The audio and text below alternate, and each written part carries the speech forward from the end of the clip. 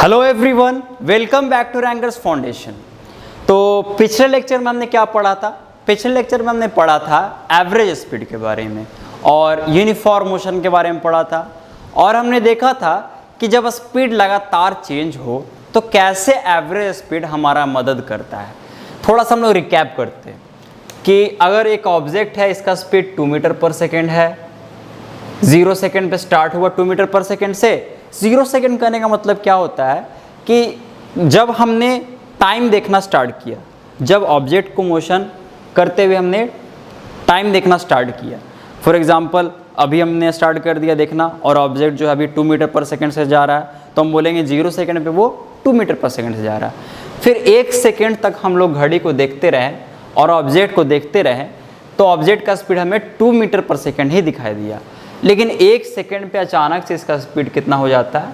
3 metre पर second हो जाता है।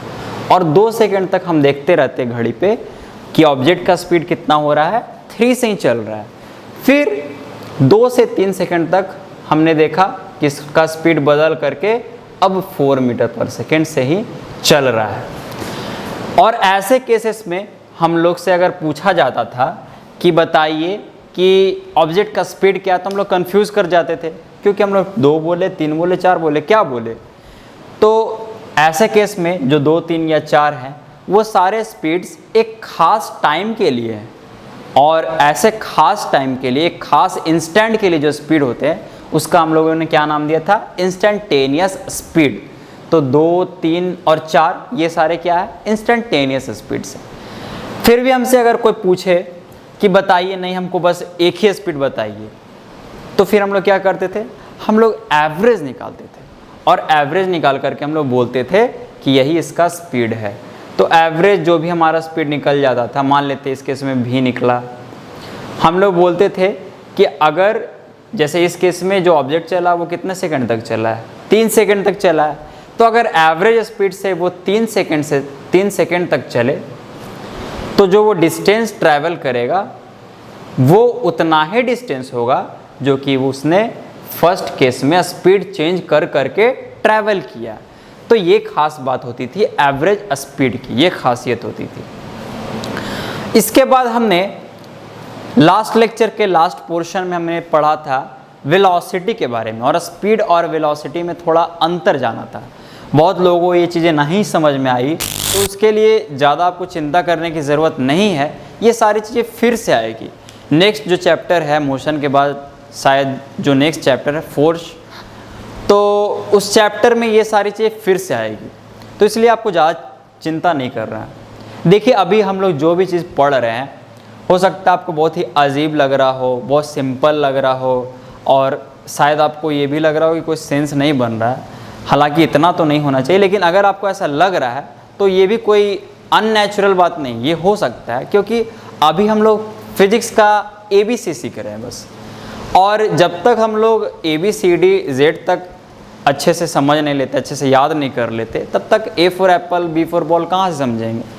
तो इसलिए अभी हम लोग बहुत बेसिक चीज़ें सीख रहे हैं, और ये सारी चीज़ें आगे जाकर के कनेक्ट होगी।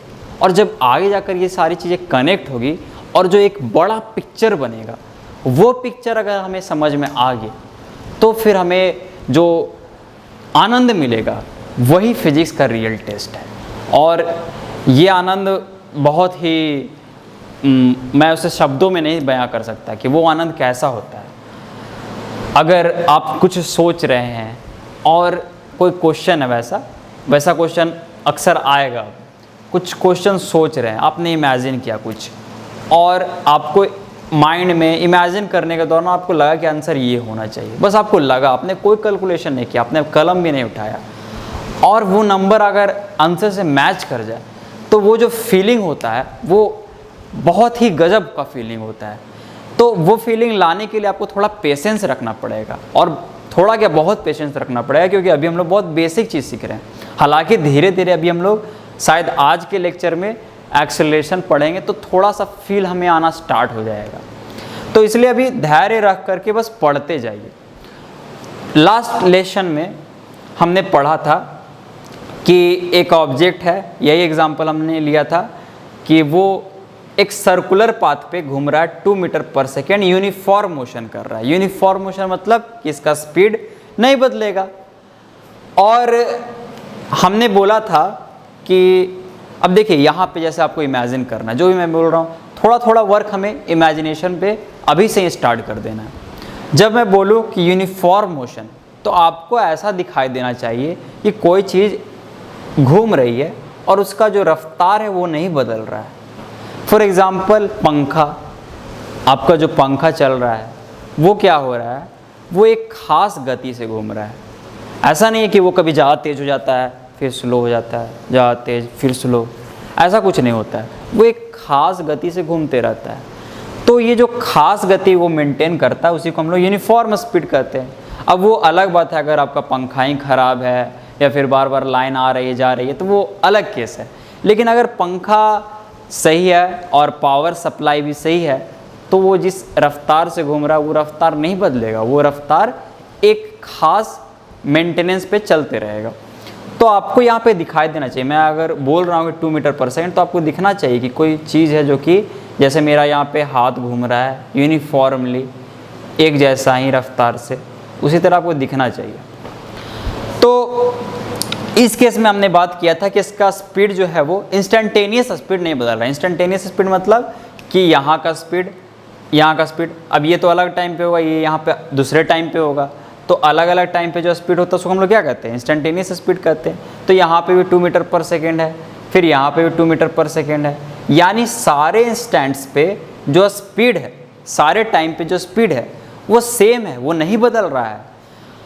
तो ऐसे मोशन को हम लोग यूनिफॉर्म मोशन कहते थे। लेकिन फिर हमने बात किया था कि यहाँ पे इसका डायरेक्शन देखिए, ये कुछ इस तरह से घूम रहा है ना, तो इस पॉइंट पे कहाँ जाएगा, ऊपर जाएगा। इस पॉइंट पे तो ये ऊपर जाने की कोशिश करेगा, तो यहाँ पे इसका जो डायरेक्शन होगा वो इधर होगा। उसी तरह इस पॉइंट पे किधर जाना चाहेगा, इधर जाना चाहेगा। इस पॉइंट पे नीचे जाना चाहेगा, इस पॉइंट पे राइट साइड जाना चाहेगा। और इसके बाद फिर हमने पूछा था कि वेलोसिटी के बारे में बताइए, वो भी इंस्टेंटेनियस वेलोसिटी के बारे में। इंस्टेंटेनियस वेलोसिटी के बारे में बताइए कि वो बदल रही है या नहीं बदल रही है। तो देखिए यहाँ पे इसका जो वेलोसिटी है उसका वैल्यू 2 है, यहाँ पे भी 2 है, हर जगह पे 2 है। लेकिन वेलोसिटी के बारे में हमने जाना था कि वेलोसिटी जो है ऐसा क्वांटिटी है जिसकी सिर्फ वैल्यू मायने नहीं रखती, वो किधर जा रहा है वो भी मायने रखती है। क्यों? क्योंकि वेलोसिटी इक्वल टू होता है डिस्प्लेसमेंट बाय टाइम, और डिस्प्लेसमेंट हम लोग पढ़ चुके कि एक वेक्टर चीज़ होता है, एक वेक्टर क्वांटिटी होता है, और वेक्टर क्वांटिटी का मतलब उसका एक डायरेक्शन तो होगा। तो वेलोसिटी भी एक वेक्टर क्वांटिटी है, तो उसका डायरेक्शन का भी इम्पोर्टेंस होता है। ऐसा नहीं कि डायरेक्शन बस यूं ही है, नहीं, उसका डायरेक्शन का एक रोल होता है। तो देखिए यहाँ पे जो डायरेक्शन है वो ऊपर थी, लेकिन इस पॉइंट पे डायरेक्शन लेफ्ट साइड हो गई, फिर यहाँ पे डाउन हो गई, फिर यहाँ राइट हो गए, तो डायरेक्शन तो लगातार बदल रहा है, यानी वेलोसिटी भी बदल रहा है। इंस्टेंटेनियस वेलोसिटी, सारे इंस्टेंट पे जो वेलोसिटी है वो बदल रहा है। तो यानी हम लोग कहेंगे कि यहाँ पे वेलोसिटी हर जगह सेम नहीं है, जबकि स्पीड हर जगह सेम थी। तो यही अंतर है स्पीड और वेलोसिटी में। अब जो भी मैंने फोर्स की वगैरह की बात की थी वो आगे आपको अच्छे से समझ में आएगा, अभी नहीं समझ में आएगा, तो उस चीज़ को अभी रहने ही दीजिए। और इसके बाद फिर हम लोग जो आज के लेक्चर में पढ़ाई करेंगे वो समझिए कि फिज़िक्स में हम लोग बहुत तेज़ी से अब बढ़ेंगे, मतलब वो एक अच्छा कदम होगा फिज़िक्स की तरफ। तो आज की क्लास में हम लोग पढ़ेंगे कि अगर स्पीड बदल रहा है, फॉर एग्ज़ाम्पल 2 मीटर पर सेकेंड, देखिए हमने पढ़ा था यूनिफॉर्म मोशन के बारे में, जो वहाँ पे स्पीड नहीं बदलता था। लेकिन अगर स्पीड बदले और एक ख़ास नियम का पालन करते हुए बदले, तो चीज़ें दो तरीके से हो सकती है। चीज़ें हो सकती है कि जैसे तैसे हो जाए, किसी भी तरीके से हो जाए, या फिर ऐसी चीज़ हो सकती है कि कोई एक ख़ास नियम का पालन करे।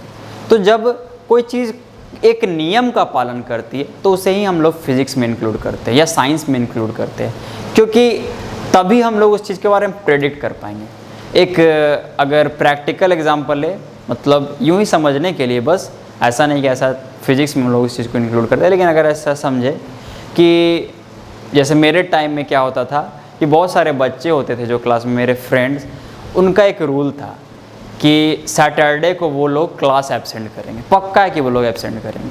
तो उनका एक पैटर्न बन गया था। और अगर मान के चलिए कि आज फ्राइडे है, कल सैटरडे होने वाला है, तो टीचर समझ जाते थे कि कल तो सैटरडे है, वो तो नहीं आएगा।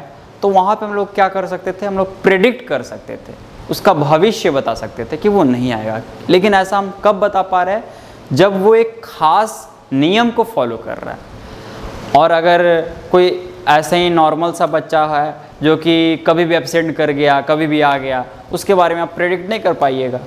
तो उसी तरह से जब मोशन यूनिफॉर्म नहीं हो, मतलब उसका स्पीड बदल रहा होगा, लेकिन अगर स्पीड एक ख़ास तरीके से बदले, एक ख़ास नियम का पालन करते बदले, तो हम लोग उसके बारे में कुछ प्रेडिक्ट कर सकते हैं। और आज हम लोग उसी चीज़ के बारे में पढ़ेंगे। फॉर एग्ज़ाम्पल, अगर इसका स्पीड 2 मीटर पर सेकेंड है, अभी 1 सेकेंड के बाद हमने देखा तो इसका स्पीड हो गया 3 मीटर पर सेकेंड।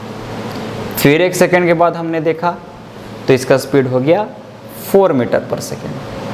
फिर 1 सेकेंड के बाद हमने इसका स्पीड देखा तो इसका स्पीड हो गया 5 मीटर पर सेकेंड। तो अगले 1 सेकेंड बाद अगर मैं पूछूं कि बताइए इस ऑब्जेक्ट का स्पीड क्या होगा, तो आप लोग बता सकते हैं क्या होगा, 6 हो जाएगा, क्योंकि हर 1 सेकेंड के बाद इसका स्पीड 1 मीटर पर सेकेंड बढ़ रहा है। तो एक खास नियम को ये फॉलो कर रहा है। अब यहाँ पे अगर मैं आपसे पूछूं कि बताइए 8वां सेकेंड में, 8th सेकेंड में इसका स्पीड क्या होगा, तो क्या आप लोग नहीं बता सकते? बता सकते। हम लोग क्या करेंगे, हम लोग ये करेंगे कि अभी 2 है, ठीक है, पहला सेकेंड में है, फिर क्या हो गया, 1 ऐड हुआ, 2 था पहले, फिर 1 सेकेंड में 1 ऐड हुआ, फिर दूसरा सेकेंड में 1 और ऐड होगा, फिर 1 और ऐड होगा। इस तरह से हम लोग कितने बार 1 को ऐड करेंगे, थोड़ा सा सोचिए। 1 को हम लोग कितनी बार ऐड करेंगे, 2 से तो स्टार्ट हुआ था, तो हम लोग 1 को 8 बार ऐड करेंगे, 8 बार ऐड करेंगे। तो बार बार ऐड करने से अच्छा है कि हम लोग क्या कर दें, इसे 8 से मल्टीप्लाई कर दें, क्योंकि बार बार ऐड करने को ही हम लोग मल्टीप्लिकेशन कहते हैं। तो ये कितना हो जाएगा, 2 + 8 = 8, 10 मीटर पर सेकेंड।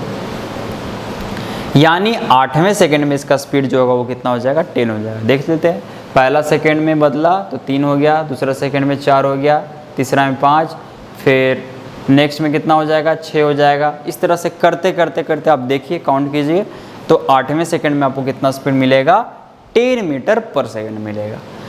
उसी तरह से अगर मान के चलिए कि ये पहले कोई गाड़ी थी जो कि रुकी हुई थी, और 1 सेकेंड बाद हमने देखा कि उसका जो स्पीड है वो हो गया 1 मीटर पर सेकेंड, 1 मीटर पर सेकेंड। फिर 1 सेकेंड बाद हमने देखा उसका स्पीड 2 मीटर पर सेकेंड हो गया। फिर 1 सेकेंड बाद हमने देखा 3। तो आपको पता चल गया होगा कि यहाँ पे भी वही नियम पालन हो रहा है कि हर 1 सेकेंड में उसका स्पीड 1 मीटर पर सेकेंड बढ़ जा रहा है। तो अगर मैं आपसे पूछूं कि बताइए 16वें सेकेंड में उसका स्पीड क्या होगा, तो आप लोग नहीं बता दीजिएगा, आप लोग बता दीजिएगा। तो एक तरह से आप लोग इसके स्पीड के बारे में भविष्यवाणी कर रहे हैं, प्रिडिक्ट कर रहे हैं। तो कितना हो जाएगा इसका स्पीड, इसका स्पीड हो जाएगा 16 मीटर पर सेकेंड ही हो जाएगा, क्योंकि हर सेकेंड में 1 बढ़ रहा और 0 से स्टार्ट हुआ है। अब इसी चीज़ को हम लोग एक नया नाम दे देते हैं, और वो नाम होता है एक्सेलरेशन। बड़ा ही फैंसी नाम है, लेकिन चीज़ बस इतनी ही सिंपल है, क्या कि हर सेकेंड में स्पीड में जो चेंज हो रहा है उससे ही हम लोग एक्सेलरेशन करते हैं।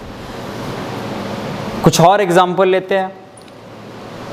अगर कोई ऑब्जेक्ट स्टार्ट किया अपना मोशन, और अभी इसका स्पीड है 2 मीटर पर सेकेंड, और हर 1 सेकेंड के बाद इसका स्पीड 3 मीटर पर सेकेंड बढ़ जाता है, तो बताइए 2 सेकेंड बाद इसका स्पीड कितना होगा।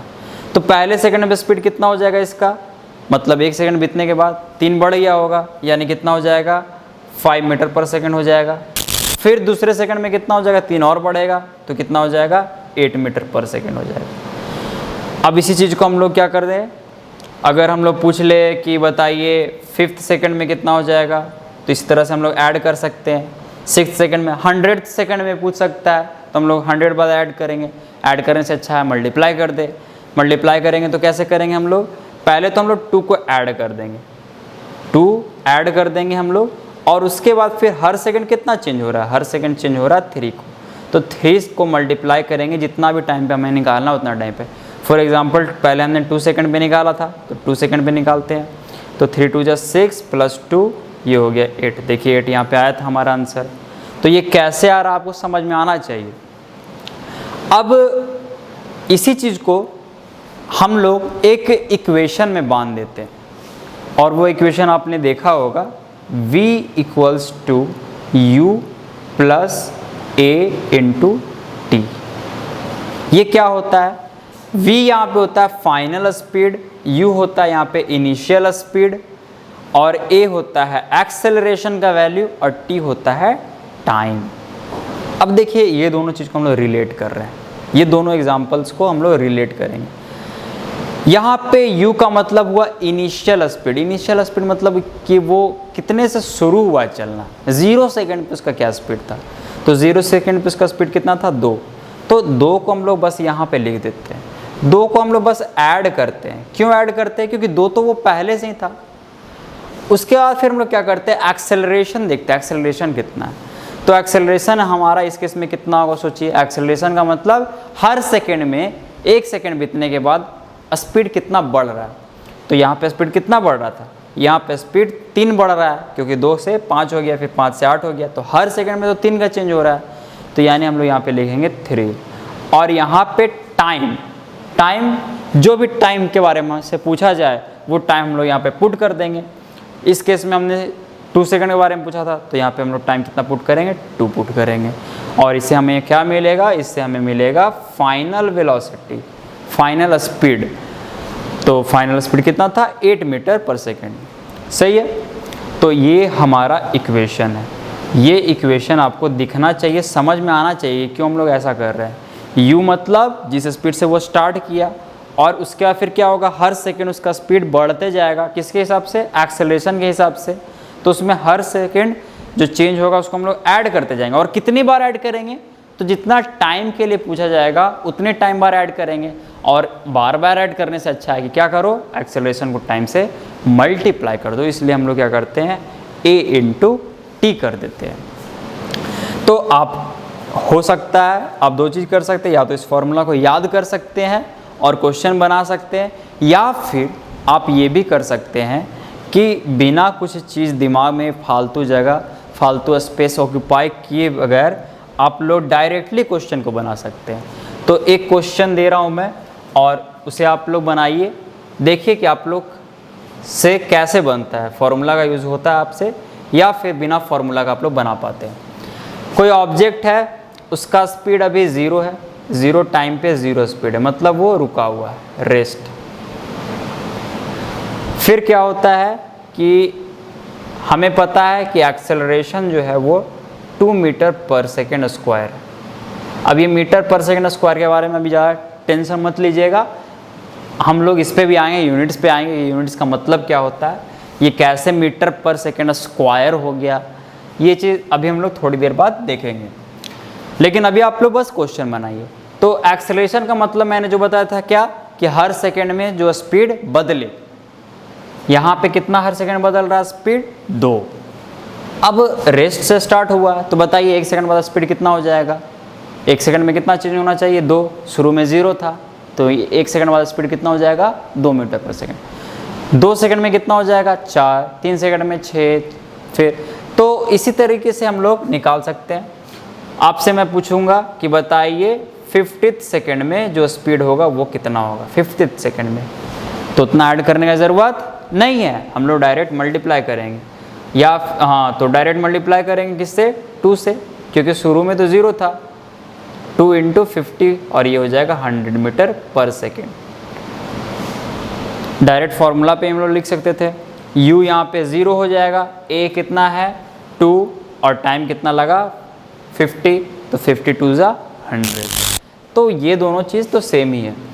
लेकिन अगर इसी केस में ये शुरू में रेस्ट में नहीं होता, ये शुरू में रेस्ट में नहीं होता और इसका कुछ स्पीड होता है, मान लेते हैं कि 1 मीटर पर सेकेंड, तब क्या होता? तो सोचिए क्या होगा कि वो 1 मीटर पर सेकंड से आ रहा था, अब हर सेकंड में कितना चेंज हो रहा है? 2 का चेंज हो रहा है। तो 1 सेकंड बाद उसका स्पीड कितना हो जाएगा? पहले से 1 था, फिर 2 बढ़ गया, यानी कितना हो गया? 3। दूसरे सेकंड में कितना हो जाएगा? फिर से 2 बढ़ेगा, 5, फिर 2 बढ़ेगा, 7, फिर 2 बढ़ेगा, 9। तो इस तरह से जितने टाइम के बारे में पूछा जाए उतने बार हम लोग ऐड करेंगे। ऐड करने से अच्छा मल्टीप्लाई कर दो। तो यहाँ पे फिर से हम लोग क्वेश्चन को बनाते हैं। शुरू में तो हम लोग 1 को ऐड कर देंगे क्योंकि 1 से वो पहले से चल रहा था। अब चेंज कितना हो रहा है हर बार? 2 मीटर पर सेकेंड। हर सेकंड में कितना चेंज हो रहा है? 2 मीटर पर सेकेंड। और पूछा जा रहा है 50 सेकंड के बारे में, तो हम लोग क्या करेंगे? 2 × 50, तो ये कितना हो जाएगा? 101 आना भी चाहिए क्योंकि पहले से 1 था, इसलिए देखिए पिछले केस में हमारा आंसर कितना आया था? 100 मीटर पर सेकेंड। क्यों? क्योंकि शुरू में रेस्ट में था। इस केस में शुरू में 1 मीटर पर सेकेंड पहले से था, इसलिए एक ज़्यादा आया फाइनली। तो इस तरह से हम लोग क्वेश्चन को बना सकते हैं, बिना ये याद करने का आपको ज़रूरत ही नहीं है। और नहीं तो फिर आप लोग इस पे भी पुट कर सकते हैं। v = u, u कितना हो जाएगा? 1 हो जाएगा, प्लस एक्सेलरेशन कितना हो जाएगा? 2 हो जाएगा। और टाइम कितना लिया था हमने? टाइम लिया था 50, तो ये हो जाएगा 1 + 2 × 50, यानी कितना होगा? 101। अब देखिए एक्सेलरेशन तो हमें समझ में आ गया, लेकिन ये प्रैक्टिकली हमें जो आम जो ज़िंदगी है उसमें हमें कहाँ दिखाई देता है? तो ऐसे सोचिएगा कि ये मार्कर है, थोड़ा हम लोग स्पेस वाला कॉन्टेक्स्ट को यूज़ करेंगे। हम लोग इमेजिन करने की कोशिश करेंगे स्पेस में क्या होता है। अगर इस चीज़ को मैं फेंक दूँ तो क्या होगा स्पेस में? कि वो जिस स्पीड से चलेगा वो हमेशा उसी स्पीड से चलते रहेगा। इतना शायद आपको पता हो कि अगर किसी चीज़ को हम लोग कुछ स्पीड दे करके स्पेस में फेंक दे तो वो जिस स्पीड से चल रहा उसी स्पीड से चलते रहेगा जब तक उसको छेड़ा ना जाए, या तो कोई रोकने वाला ना आ जाए, या तो उसका कोई डायरेक्शन चेंज करने वाला ना आ जाए, या फिर उसको कोई और स्पीड देने वाला ना आ जाए। मतलब जो स्पीड उसे मिल गया उस स्पीड को मेंटेन करते हुए चलते जाएगा, क्योंकि स्पीड कहीं लॉस नहीं हो रहा है। स्पीड तभी बदलता है जब वो कहीं लॉस होगा। लॉस कैसे होगा? जब वो किसी चीज़ से टकराएगा। सोचिए जैसे कोई बॉल है, वो किसी और बॉल से टकरा गया तो वो क्या करेगा? अपना स्पीड थोड़ा सा उस बॉल को दे देगा, तो फिर इसका स्पीड तो कुछ घट जाएगा ना। लेकिन सोचिए वो किसी चीज़ से नहीं टकरा रहा है, ना कोई बॉल से टकरा रहा है, ना ही हवा का। जैसे अगर हम लोग बात करें नॉर्मल लाइफ में हम लोग फुटबॉल को किक करते हैं तो वो फुटबॉल आगे जा कर के क्या हो जाता है? स्लो हो जाता है। तो उसके पीछे रीज़न क्या है? रीज़न ये है कि वो अपना जो स्पीड है वो कहीं और भी दे रहा है। वो कहाँ दे रहा है? तो हवा में कुछ स्पीड बांट दे रहा है, कुछ स्पीड वो ज़मीन में रगड़ाने के कारण ज़मीन को दे रहा है, ज़मीन की मिट्टी को दे रहा है। तो इस तरह से उसकी स्पीड जो है धीरे धीरे क्या हो जाती है? ख़त्म हो जाती है। लेकिन सोचिए स्पेस में कोई नहीं है रोकने वाला, वो लगातार चलते जा रहा है, कोई रुकावट नहीं। वो स्पीड अपना किसी को नहीं देगा, तो जब किसी को देगा ही नहीं तो उसका स्पीड तो मेंटेन रहेगा। तो इसलिए स्पेस में कोई भी चीज़ जिस मोशन से चल रही है उसी मोशन से चलते रहती है, यूनिफॉर्म मोशन से चलती रहती है। अब वहाँ पे क्या हो जाए कि कोई आदमी आ, जब सोचिए कैसे इसका स्पीड बढ़ेगा, तो इसके लिए यही एक उपाय है कि वो क्या करे? पीछे से कोई और धक्का दे, कोई और ताकत लगाए, तभी इसकी स्पीड बढ़ेगी, नहीं तो और कोई चांस नहीं है। तो एक्सेलरेशन का मतलब यही होता है कि स्पीड उसका बढ़ाना है, और स्पीड बढ़ाने के लिए हमें क्या करना पड़ेगा? कि ताकत लगाना पड़ेगा। और इस ताकत को हम लोग क्या कहते हैं? फोर्स कहते हैं। यानी एक्सेलरेशन और फोर्स में रिलेशन होता है। जब हम लोग फोर्स चैप्टर पढ़ेंगे तो मज़ा आएगा, मतलब फिर उस समय और अच्छे से आपको ये चीज़ क्लियर होगा। अभी के लिए बस इतना ही समझिए कि फोर्स जो हम लोग लगाएंगे तभी उसके स्पीड में चेंज आएगा। और आपको ये समझ में आ ही रहा होगा, क्योंकि स्पेस में तो ये चलते जाएगा, तो कोई पीछे से धक्का देने वाला होना चाहिए, कोई ताकत लगाने वाला होना चाहिए, मतलब कोई फोर्स लगना चाहिए, तभी उसका स्पीड बढ़ेगा। यानी फोर्स लगेगा तभी एक्सेलरेशन होगा। तो इसलिए एक्सेलरेशन का मतलब डायरेक्ट फोर्स से होता है। अब एक्सेलरेशन 2-3 तरीके से हो सकता है। पहला तो ये हुआ कि उसका स्पीड बढ़ गया, और दूसरा तरीका ये हो सकता है कि उसका स्पीड घटे, ये भी एक्सेलरेशन। हालांकि इसको हम लोग एक और नया नाम दे देते हैं, लेकिन चीज़ वही है, और इसे हम कहते हैं ऐसे रिटार्डेशन। ठीक है, रिटार्डेशन। तो ये कैसे होगा? मान के चलिए किसी ऑब्जेक्ट की स्पीड है 5 मीटर पर सेकेंड और हर सेकेंड इसका स्पीड जो है वो घट रहा है और घट के कितना हो जा रहा है और कितना घट रहा है, हर सेकेंड इसका स्पीड 1 मीटर पर सेकेंड घट जा रहा है। तो 2 सेकेंड बाद इसका स्पीड कितना हो जाएगा, 2 सेकेंड बाद इसका स्पीड कितना हो जाएगा, 3 मीटर पर सेकेंड हो जाएगा। 1 सेकेंड बाद कितना हो जाएगा, 4 मीटर पर सेकेंड हो जाएगा। फिर करते तो अगर मैं आपसे पूछूं कि बताइए ये कब रुकेगा, किस टाइम पे रुकेगा, कब ऐसा होगा कि ये ऑब्जेक्ट रुक जाएगा एकदम रेस्ट, कब ऐसा होगा? तो 1 सेकेंड हुआ 4 हो गया, ठीक है, 1 सेकेंड हुआ स्पीड 4 हो गया, फिर 3, फिर 2, फिर 1, फिर 1 से घट के 0। कितना टाइम लगा हमें? 5 सेकेंड। यानी 5 सेकेंड बाद इसका जो स्पीड हो जाएगा वो क्या हो जाएगा, ख़त्म हो जाएगा, 0 हो जाएगा। ऐसा केस कब पॉसिबल है? तो ऐसा केस फिर से स्पेस में हम लोग जाते हैं कि कोई चीज़ है वो मूव कर रही है आराम से, ये अपने आप तो रुकेगी नहीं, तो कोई होना चाहिए जो कि इसके मोशन के अगेंस्ट में फोर्स लगाए। एक्सेलरेशन जब हो रहा था तो हम लोग पीछे से फोर्स लगा रहे थे, मतलब मोशन के डायरेक्शन में फोर्स लगा रहे थे ताकि और तेज़ी से जाए।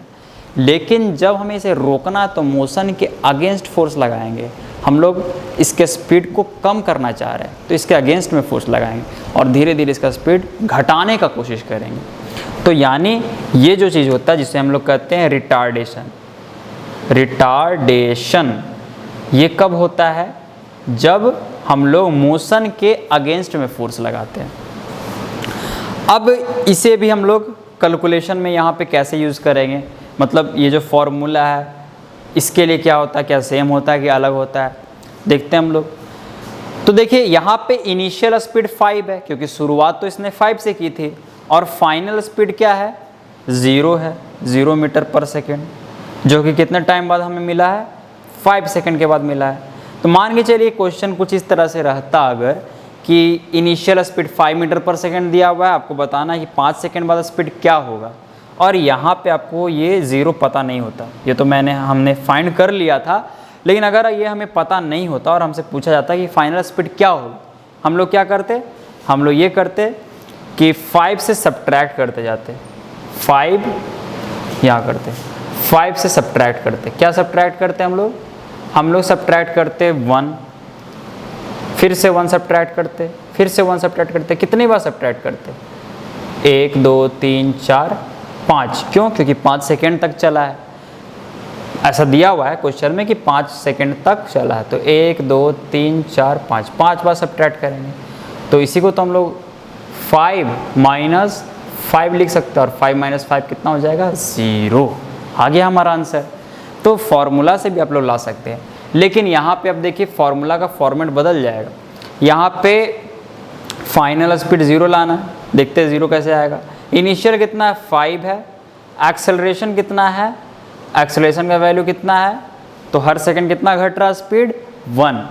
तो यहाँ पे हम लोग लिखेंगे 1 इंटू टाइम कितना है, टाइम दिया हुआ 5 सेकंड, तो टाइम हमने पुट कर दिया। तो 5 और ये 5 इंटू कितना हो जाएगा, 5 हो जाएगा, लेकिन हमें लाना है 0। तो क्या यहाँ पे एडिशन वाला साइन देंगे तो कभी 0 आएगा, कभी नहीं आएगा। तो यहाँ पे एडिशन का साइन नहीं देना है, यहाँ पे हमें सब्ट्रैक्शन का साइन देना है। समझ में भी आ रहा है क्यों सब्ट्रैक्शन का साइन देना, क्योंकि स्पीड घटा रहे हैं हम लोग, हर सेकंड में स्पीड घटा रहे, बढ़ा नहीं रहे। बढ़ाते तो ऐड करते, लेकिन यहाँ पे तो घटा रहे हैं हम लोग। और ये 5 माइनस 5 अब 0 आ जाएगा। तो इसलिए आपको याद रखना है यहाँ पे कि एक्सेलरेशन अगर हो रहा है तो हमें ऐड करना है, और अगर रिटार्डेशन हो रहा है तो हमें यहाँ प्लस का साइन नहीं यूज़ करना, हमें यहाँ माइनस का साइन यूज़ करना है। तो देख रहे हैं नए नए केसेस के लिए नए नए फार्मूलाज आ रहे हैं, तो इतना फार्मूला हम लोग कैसे याद रखेंगे। इसलिए आसान हमारे लिए यही होगा कि हम लोग चीज़ों को समझें और रिलेट करें। अगर हम लोग रिलेट कर पाएंगे तो बहुत ही आसानी से हमारा आंसर भी आ जाएगा, और हम अपने आप में एक कॉन्फिडेंट भी रहेंगे हम लोग कि आंसर हमारा सही है, क्योंकि हमारा इमेजिनेशन के अकॉर्डिंग है। हम लोग 1-2 और एग्जांपल लेते हैं कि अगर कोई ऑब्जेक्ट है वो 10 मीटर पर सेकेंड के स्पीड से जा रही है और इसका रिटार्डेशन हो रहा है 2 मीटर पर सेकेंड स्क्वायर, 2 मीटर पर सेकेंड स्क्वायर। तो आपको बताना है कि कितने टाइम के बाद ये रेस्ट में आ जाएगी। आप लोग यही चीज़ कर सकते हैं, या तो फॉर्मूला का यूज़ कर सकते हैं या फिर डायरेक्टली आप लोग इमेजिन कर सकते हैं। देखिए 1 सेकेंड होगा तो इसका स्पीड कितना घट जाएगा, रिटार्डेशन की बात कही मैंने तो घटेगा, तो यानी कितना घट जाएगा, 8 हो जाएगा। रिटार्डेशन मतलब वही समझना है कि कोई मोशन के अगेंस्ट में रोकने की कोशिश कर रहा है, तो रोकने की कोशिश कर रहा है तो स्पीड घटेगी। 10 से कितना हो जाएगा स्पीड, 8 हो जाएगा। फिर अगला सेकंड में कितना हो जाएगा, 6 हो जाएगा, फिर 4, फिर 2, फिर 0। कितना टाइम हुआ सोचिए, कितना टाइम हो जाएगा, 5 सेकंड हो जाएगा। सही है, तो 5 सेकंड के बाद फिर से ये क्या हो जाएगा, रेस्ट में हो जाएगा। अब यहाँ पे अगर एक्सेलरेशन, ये कोई नया क्वेश्चन ले लेते हैं। यहाँ पे इसका स्पीड है 11 मीटर पर सेकेंड और फिर से रिटार्डेशन जो है वो 2 मीटर पर सेकेंड स्क्वायर है। चलिए सोच के बताइए कितना होगा आंसर, पॉज करके आप लोग सोच सकते हैं। अभी 11 है, अगले सेकंड में 9 हो जाएगा, 1 सेकंड हो चुका है, 1 सेकंड हो गया है। फिर अगले सेकंड में कितना हो जाएगा, 7 हो जाएगा, 2 सेकंड हो चुका है। फिर अगले सेकंड में 5 हो जाएगा, फिर अगले सेकंड में 3 हो जाएगा, फिर अगले सेकंड में 1 हो जाएगा। ठीक है, यानी 5 सेकंड हो गया और इसका स्पीड कितना हो गया, 1। लेकिन 1 मीटर पर सेकंड स्पीड अभी बचा हुआ है इसमें, तो अब कितना टाइम लगेगा, हर सेकंड में 2 घटता है। समझ पा रहे हैं मैं क्या कर रहा हूँ। 1 सेकंड बाद इसका स्पीड कितना हो जाएगा, 11, 2 मीटर पर सेकंड स्क्वायर एक्सेलरेशन है, तो 11 से घट के कितना हो जाएगा, 9 हो जाएगा, 9 मीटर पर सेकंड। फिर अगले सेकंड में 7 मीटर पर सेकंड, फिर अगले सेकंड में 5, फिर 4, फिर 3, फिर यहाँ 1। लेकिन ये रुका नहीं और क्वेश्चन में पूछा जा रहा है कि रेस्ट में कितने टाइम बाद आएगा। तो कितना टाइम हुआ देखिए, 11 से 9, 1 second, 2 second, 3 second, 4 second, 5 second हो चुका है, 5 सेकेंड्स। लेकिन अभी भी इसमें 1 मीटर पर सेकेंड स्पीड बचा हुआ है। और ये 1 सेकेंड में कितना स्पीड घट जा रहा है, 2। तो 1 सेकेंड में, लेकिन स्पीड तो यहाँ पे 1 ही बचा हुआ है, तो 1 से 0 होने में इसको कितना टाइम लगेगा सोचिए। 1 से 0 होने में से आधा सेकेंड का टाइम लगेगा, क्योंकि अगर यहाँ पे 2 होता तो फिर 1 सेकेंड में ये 0 हो जाता, लेकिन यहाँ पे 1 है तो आधे सेकेंड में 0 हो जाएगा। तो यानी आधा सेकेंड और, यानी 5 प्लस 0.5 सेकेंड, 0.5, हाफ को 0.5 भी कहते हैं, दोनों को ऐड कर देंगे तो ये आ जाएगा 5.5 सेकेंड। तो इस तरीके से हम लोग सॉल्व कर सकते हैं, और नहीं तो हम लोग फॉर्मूला पे पुट कर सकते हैं, v = u + at। हमने अभी जाना था v क्या होता है, फाइनल स्पीड। फाइनल स्पीड कितना हो जाएगा, रुक जा रहा मतलब कोई स्पीड नहीं, 0। इनिशियल स्पीड कितना है, 11। एक्सेलरेशन तो नहीं हो रहा है, रिटार्डेशन हो रहा है, यानी माइनस कितना, 2। और टाइम कितना, वही तो निकालना है। ये 11 उस साइड जाएगा तो क्या हो जाएगा, -11। इधर कितना बचेगा, -2 × t, -2t। और ये टूटेगी, -2 को उस साइड भेज देते हम लोग, -11/-2, माइनस कैंसिल, ये t और इसे डिवाइड कीजिए तो ये आ जाएगा 5.5। यानी हम लोग फॉर्मूला का यूज़ करके भी उतना ही आंसर पाएंगे जितना पहले पाए थे। तो ये आपकी मर्ज़ी है, अगर आप लोग फॉर्मूला का यूज़ करते हैं तो ये ज़्यादा कंफर्टेबल होगा, लेकिन अगर आप इमेजिनेशन का यूज़ करते हैं तो वो बहुत ज़्यादा कंफर्टेबल होगा। शुरू में हो सकता है थोड़ा प्रॉब्लम हो, लेकिन बाद में आपको बहुत मज़ा आएगा। अब यहाँ पे हमें अगर कुछ ऐसा केस दिया हुआ हो कि, अच्छा चलिए अब यूनिट्स की बात कर लेते हैं थोड़ा सा। एक्सेलरेशन का मतलब हमने क्या बताया कि हर सेकेंड स्पीड में कितना चेंज हो रहा है। मतलब हम लोग एक्सेलरेशन को डिफाइन कर सकते हैं, change in speed by time taken. अगर आपको अच्छे से नहीं समझ में आ रही है चीज़ तो हम एक एग्जाम्पल कंसिडर करते हैं, उससे क्लियर हो जाएगी। अगर किसी ऑब्जेक्ट का स्पीड 10 मीटर पर सेकेंड है। किसी ऑब्जेक्ट का स्पीड 10 मीटर पर सेकेंड है इनिशियल स्पीड, और हर 2 सेकेंड के बाद उसका जो स्पीड है वो 2 मीटर पर सेकेंड घट जा रहा है। हर 2 सेकेंड के बाद, हर सेकेंड में नहीं, हर 2 सेकेंड के बाद। तो बताना है कि हर सेकेंड में उसका स्पीड कितना घट रहा है। फिर से क्वेश्चन सुनिएगा। अभी ऑब्जेक्ट का स्पीड है 10 मीटर पर सेकेंड, हर सेकेंड में, एक सेकेंड, हर 2 सेकेंड में उसका स्पीड कितना घट रहा है, 2 मीटर पर सेकेंड। मतलब 2 सेकेंड हुआ तो 10 से उसका स्पीड हो गया 8। यहाँ पे जो ये टाइम इंटरवल है ये 2 सेकेंड का है, फिर 8 से 6 होने में इसका टाइम इसको मिला 2 सेकेंड। तो आपको बताना है कि एक्सेलरेशन कितना होगा। छोड़िए एक्सेलरेशन मत बताइए, आप ये बताइए कि हर सेकेंड स्पीड कितना घटेगा। तो जाहिर सी बात है 10 से 8 होने में 2 सेकेंड लग रहा है, तो एक सेकेंड में कितना होगा, 10 से 9 होगा, यानी हर सेकेंड में जो स्पीड चेंज होगा वो कितना होगा, 1। लेकिन ये 1 आया कैसे, ये 1 कैसे मिला हमें, ये 1 हमें यहाँ से मिला। हमने क्या देखा, चेंज इन स्पीड। हमें जो जानकारी दी गई थी वो दी गई थी ये कि हर 2 सेकेंड में कितना स्पीड बदल रहा है, 2 मीटर पर सेकेंड घट रहा है। तो हम लोग क्या किए, ऊपर क्या पुट किए, चेंज इन स्पीड। कितना चेंज हो रहा है स्पीड, 2 मीटर पर सेकेंड घट रहा है, तो चेंज कितना हो रहा है, 2 मीटर पर सेकेंड बाय। लेकिन 2 मीटर चेंज होने में, 2 मीटर पर सेकेंड स्पीड घटने में टाइम कितना लग रहा है, 2 सेकेंड।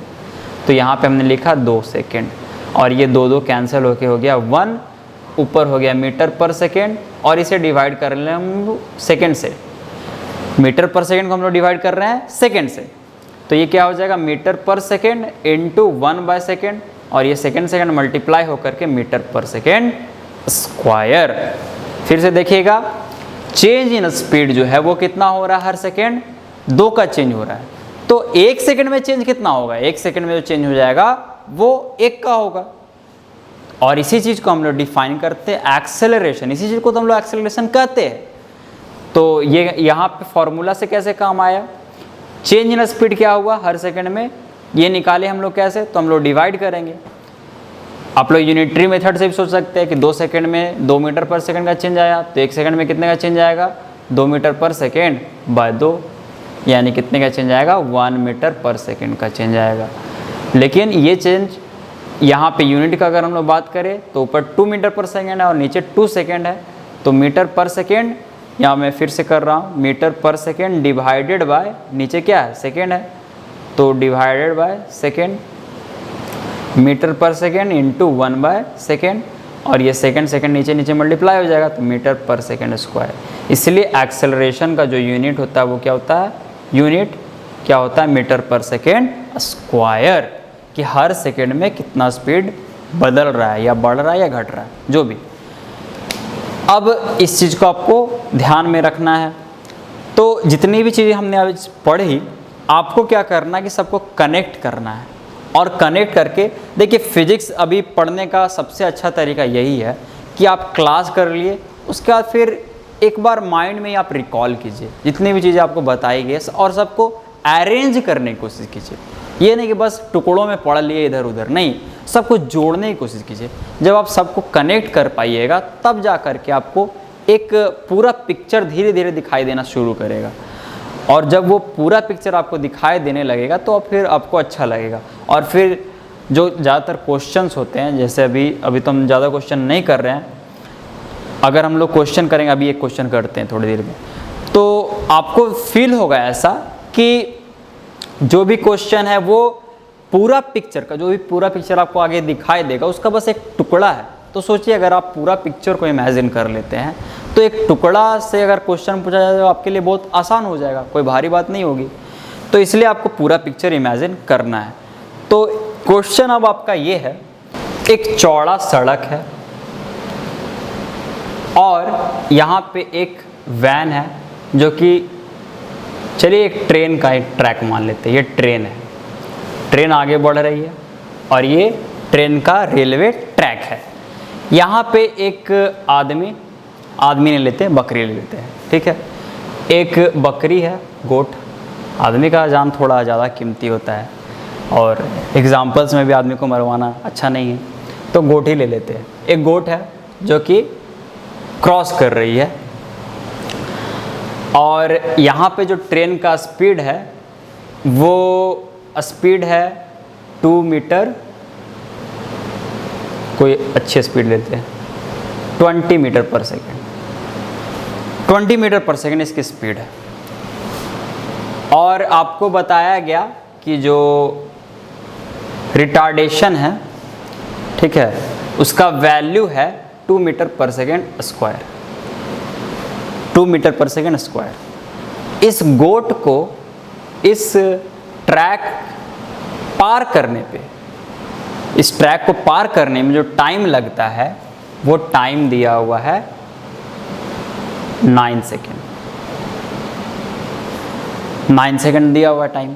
आपको बताना है कि ये बकरी बचेगी या फिर नहीं बचेगी। तो आप लोग पॉज करके एक बार ज़रूर इस क्वेश्चन को ट्राई करें।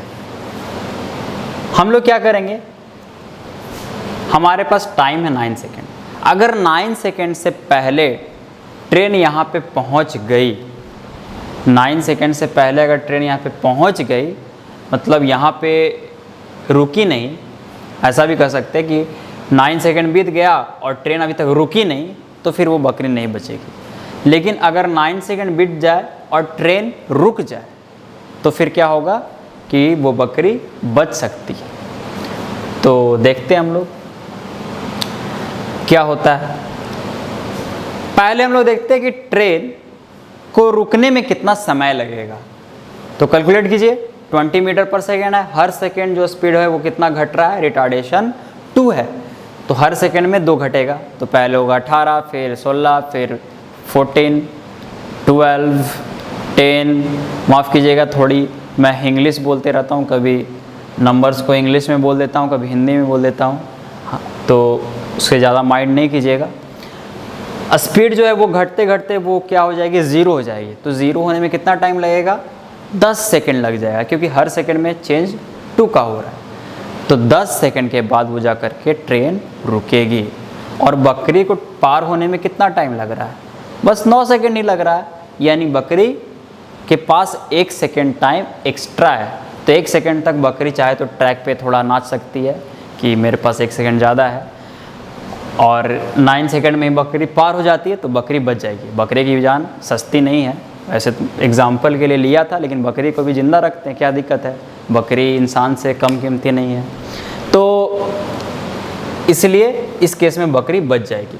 तो इस तरह के क्वेश्चंस आपको आगे और ज़्यादा मिलेंगे, और इस तरह के क्वेश्चंस को आप लोग या तो फॉर्मूला से बना सकते हैं या फिर सिंपली इमेजिन करके बना सकते हैं। तो ज़्यादा बेहतर होगा कि अब आप थोड़ा थोड़ा टाइम दें इमेजिनेशन करने पे। क्लास करने के बाद, वीडियो देखने के बाद आप थोड़ा सा टाइम दें चीज़ों को रिकॉल करने में, थोड़ा इमेजिन करने में। और ये इमेजिनेशन पे भी हम लोग आगे जाके वीडियोस बनाएंगे कैसे अच्छे से इमेजिन किया जाए। उसमें एक डिटेल्ड वीडियो बनाया जाएगा कि क्या तरीका है इमेजिनेशन इन्हांस करने का। तो आज के लिए इतना ही, मिलते हैं हम लोग अगले लेक्चर।